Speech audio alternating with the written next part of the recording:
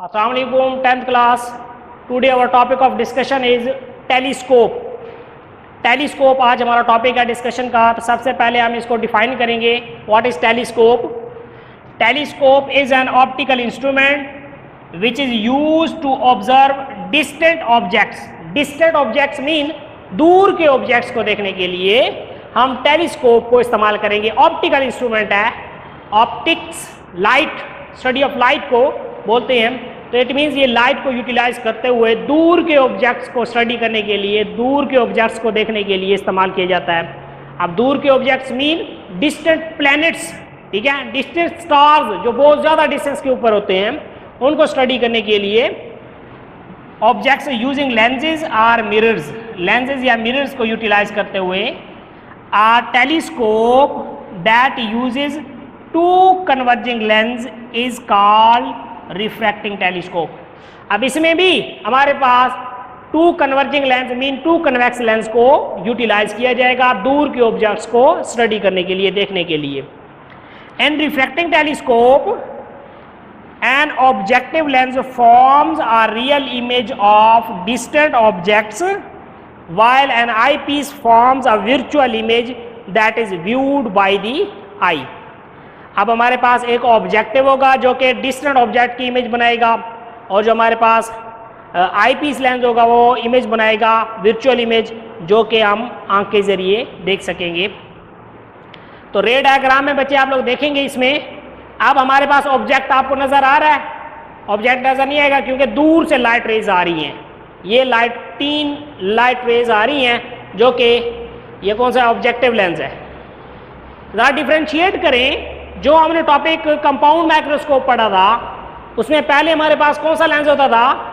Objective छोटा, और जो आई पीस होता था वो हमारे पास बड़ा होता था। इसमें उल्टा है। क्यों?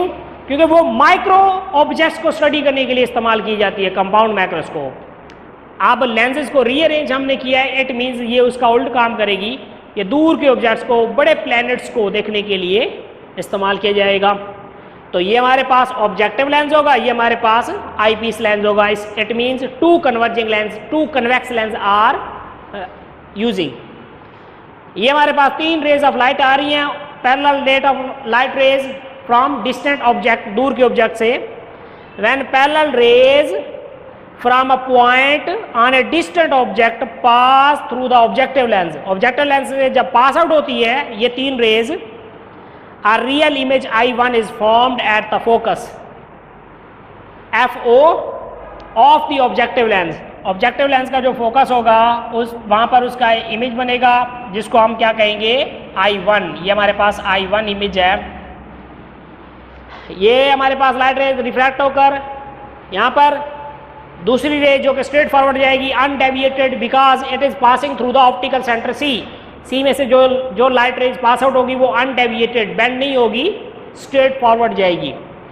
एंड थर्ड रे हमारे पास नंबरिंग दे देते हैं 1, 2 एंड 3। ये थर्ड रे इसमें से रिफ्लेक्ट होकर पैरेलल हो जाएगी और बाकी रेज को जाकर इंटरसेक्ट करेगी जहां पर उसका इमेज बनेगा I1।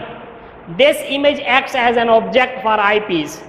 अब आई पीस के लिए ये इमेज जो है एज ए ऑब्जेक्ट के तौर पर होगा। प्रीवियस टॉपिक में भी हमने ये डिस्कस किया है। अब ये जो इमेज है ये आई पीस लेंस के लिए क्या होगा? ऑब्जेक्ट होगा। इसकी जो इमेज बनेगी हमारे पास वो क्या बनेगी? I2 इस लेंस से बियॉन्ड, दूर, a large virtual image I2 of I1।